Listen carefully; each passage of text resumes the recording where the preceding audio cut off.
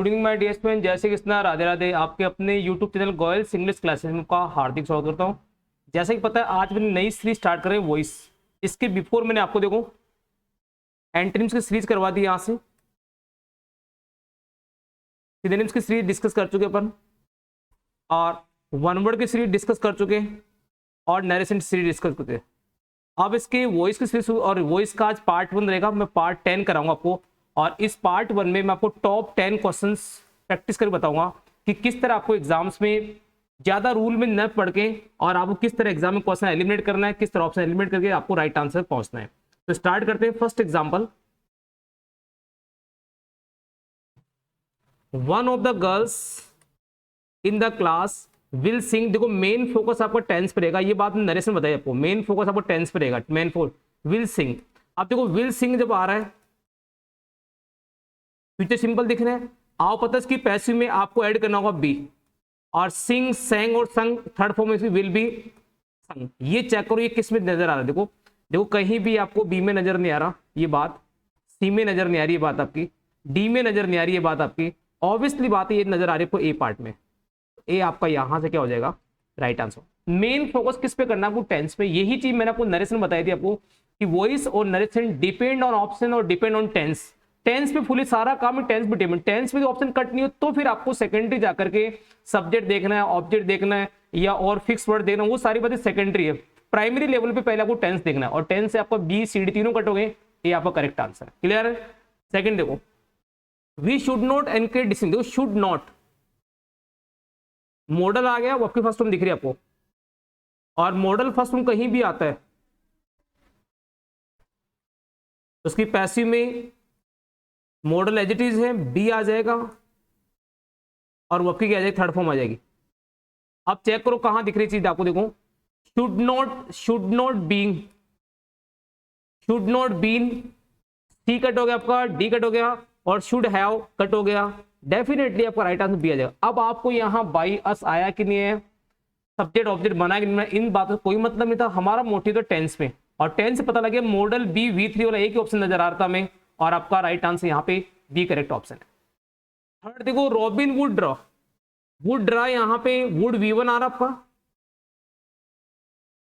Would draw would V1 आ रहा है।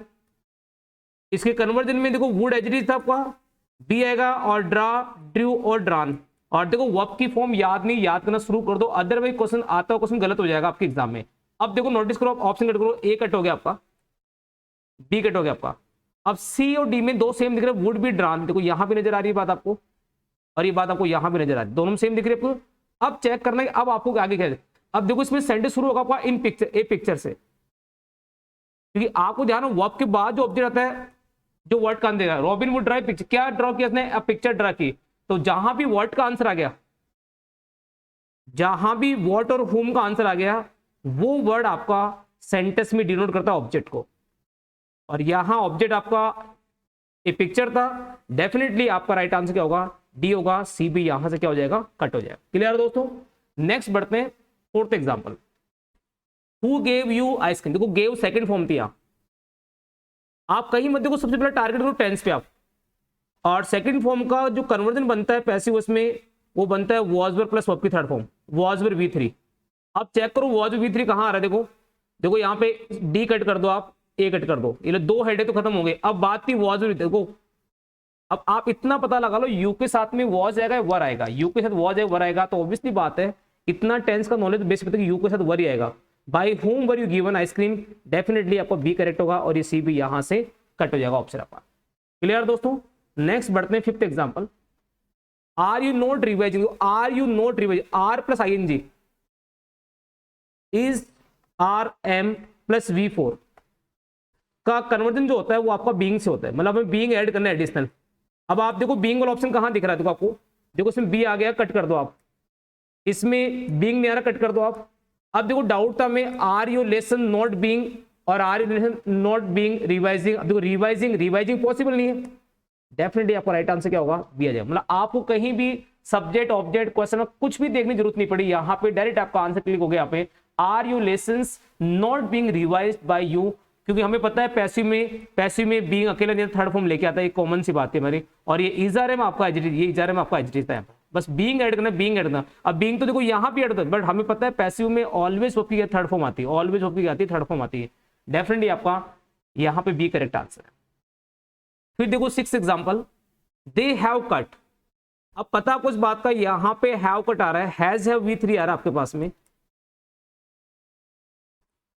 Definitely जो कन्वर्जन आएगा वो हैज है, तो आपको एज रहेगा, आपको प्लस करना पड़ेगा बीन, और कट की थर्ड फॉर्म कट ही होती है हमेशा। अब देखो बीन कहाँ दिख रहा है, सर्च कर देखो आप, देखो ए कट कर दो आप, बी कट कर दो आप, सी कट कर दो आप, ये लो आपका राइट आंसर है सी ऑप्शन है। आप क्या डाउट है इस बात में? मेन फोकस टेंस पे था, टेंस से क्वेश्चन देखते क्लिक हो रहा है आपके एग्जाम में, तो आपको प्रॉब्लम क्रिएट नहीं। अब देखा बाई देम बना कि नहीं बना, टेलीफोन वायरस आगे आएगा पीछे आएगा, इन बातों से कोई मतलब, सब्जेक्ट कौन ऑब्जेक्ट कौन है इन बातों से कोई मतलब नहीं हमारा।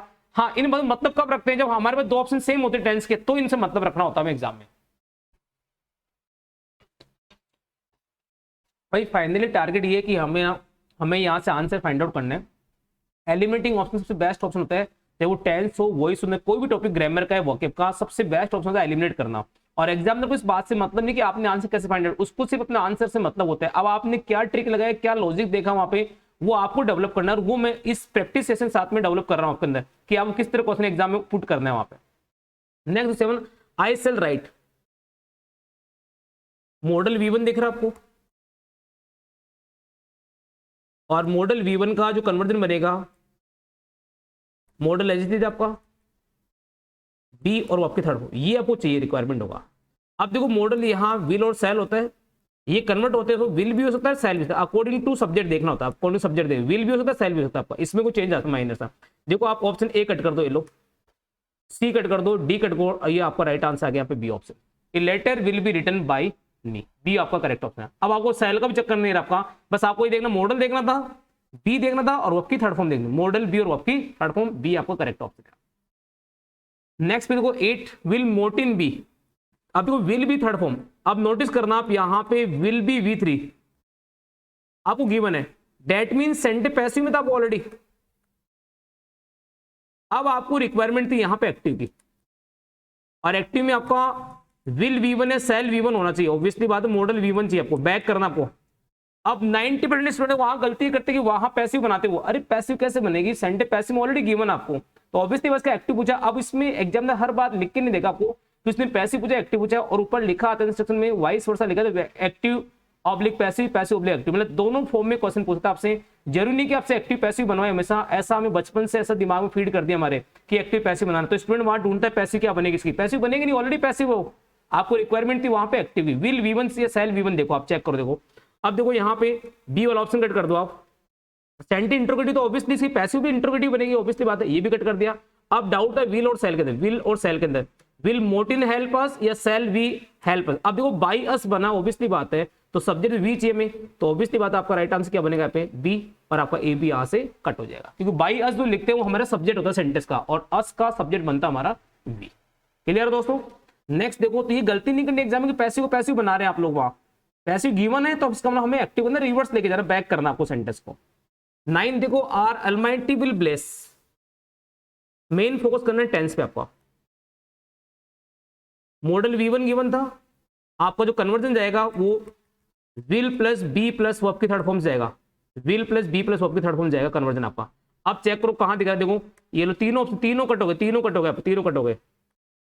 अब वहां कई स्टूडेंट दिमाग क्या लगाते हैं, विल का वुड बनाते हैं, अरे भाई विल का वुड कब बनता है, नरेशन बनता है, ये बात में डिस्कस कर चुका प्रीवियस सेशन में, विल का वुड बनता है नरेशन में, पैसिव वॉइस में tense will no change, tense as ही रहता है आपका, सिर्फ कन्वर्जन करते बी ऐड करते हैं, और बी भी इसलिए ऐड करते हैं कि V1 का जो रिप्लेसमेंट होता है वो बी से ही होता है, और कोई ऑप्शन नहीं अपने पास में, न यहाँ पे इजारन जुड़ेगा, न बीन जुड़ेगा, न बीइंग जुड़ेगा आपका, न वॉज रहेगा, सिर्फ बी पॉसिबल था, और आपका राइट आंसर यहाँ पे आ जाएगा ये ऑप्शन। क्लियर है? नेक्स्ट और लास्ट क्वेश्चन आज का, the army chief punished, second form देखो, और सेकंड फॉर्म का कन्वर्जन जाएगा आपका was verb plus V3, was verb plus आपकी थर्ड फॉर्म से, वॉज वर्ब प्लस V3 जाएगा कन्वर्जन आपका, वॉज वर्ब प्लस V3 जाएगा आपका। अब देखो चेक करो, वॉज V3, ये लो ए कट हो गया आपका, बी कट हो गया आपका, सी में वॉज बीइंग क्यों लगाए, बीइंग कब लगाते हैं, बीइंग कब लगाते हैं जब सेंटेंस में आईएनजी फॉर्म गिवन होती है, बीइंग तब यूज करते हैं, ऑब्वियसली डी भी कट हो जाएगा, आपका राइट आंसर क्या रहेगा, सी ऑप्शन करेक्ट होगा। क्लियर दोस्तों? तो ये आज के सेशन में 10 क्वेश्चन थे जिनके थ्रू मैंने आपको ये बताना चाहा कि एक तो सेंटेंस में आपको मेन फोकस करना है टेंस में।